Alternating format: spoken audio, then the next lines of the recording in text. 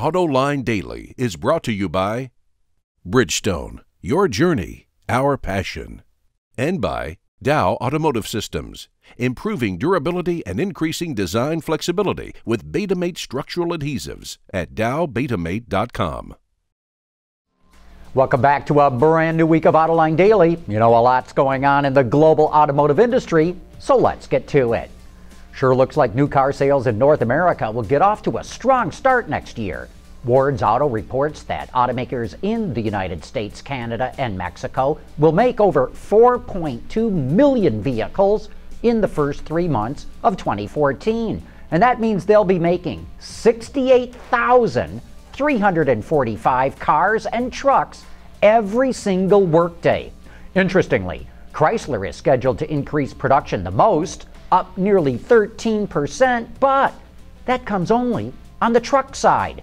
Chrysler is expecting sales of its aging passenger car lineup to start declining. The company really needs to redesign the 200, the Avenger, the 300, Charger, and Challenger, or else it's in danger of becoming too heavily dependent on trucks all over again.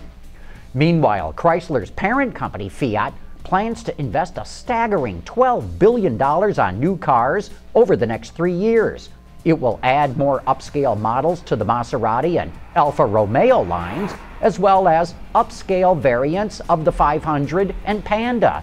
But it will also drop one of its most popular models, the Punto, for these more profitable models. Fiat believes it needs more high-margin models if it wants to continue building cars in Italy. Last week, GM decided to stop selling Chevys in Europe, but the pain from that decision will be mostly felt in South Korea, which builds around 90% of all the Chevys sold in Europe. Bloomberg reports that production at GM's plants in South Korea could be cut by as much as 20% by 2016 because of the pullout from Europe. According to data from the automotive research firm Polk, the number of new vehicles sold with all-wheel drive or four-wheel drive has increased 5% over the last 5 years. In fact, the new Jeep Cherokee alone has 3 different all-wheel drive systems. Stunningly, almost 1 out of 3 new vehicles now sold in the U.S. market can drive all 4 wheels. That's largely thanks to the growth in crossover vehicles, which usually offer all-wheel and 4-wheel drive. Plus, today's systems are far more fuel efficient than previous ones. Typically, you only lose about 1 mile per gallon on the EPA fuel economy rating. As most of you know, last week I was out driving the new Chevrolet Corvette, the 2014 version of the Camaro, and I was driving the SS. I had a blast driving them, but I also learned that these cars are part of the strategy of how Chevrolet plans to boost its brand image. First off, these cars don't come cheap.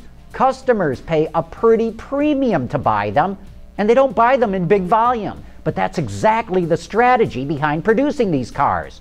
Create sensational, low-volume products, bring in new customers who otherwise would never come into a Chevrolet dealership, and make a lot of money in the process.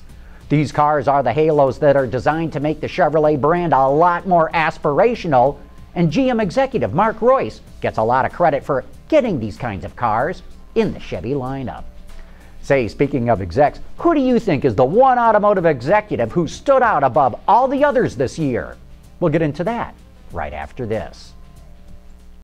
Dow Automotive Systems, driving solutions in automotive, commercial transportation, and aftermarket with innovative products like Betamate structural adhesives. Lighter, stronger, safer. dowbetamate.com.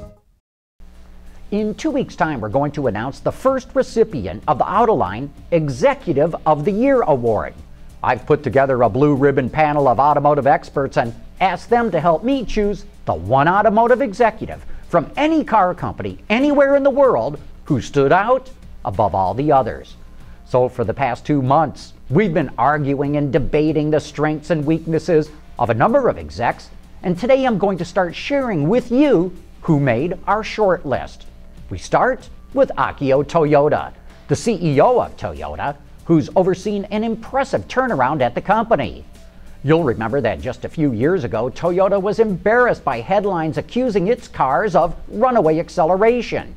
It was hit by a record number of recalls and a slew of quality problems. Akio even had to publicly apologize to the U.S. Congress. But it was, in fact, those very problems that convinced the board of directors to move his predecessors aside and give the job to Akio. With him at the helm, Toyota quickly got back on track. Its sales and profits are growing strong, and it will likely end the year as the world's largest automaker. We also like the fact that Akio is a true car guy, someone who would rather be out racing cars than grinding the day away at meetings at the office. However, some Japanese observers believe that maybe Akio is a little too interested in driving fast cars, and that the true credit for the turnaround at Toyota actually goes to the executives who are one layer below him. Even so, it's hard to argue with success.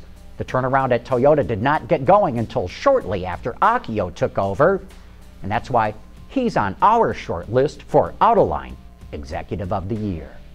And tomorrow I'll tell you about the next executive who is on our short list, but I also welcome your ideas who the Autoline Executive of the Year should be. Shoot us an email or leave a comment on our website. But in the meantime, thank you for watching today's show.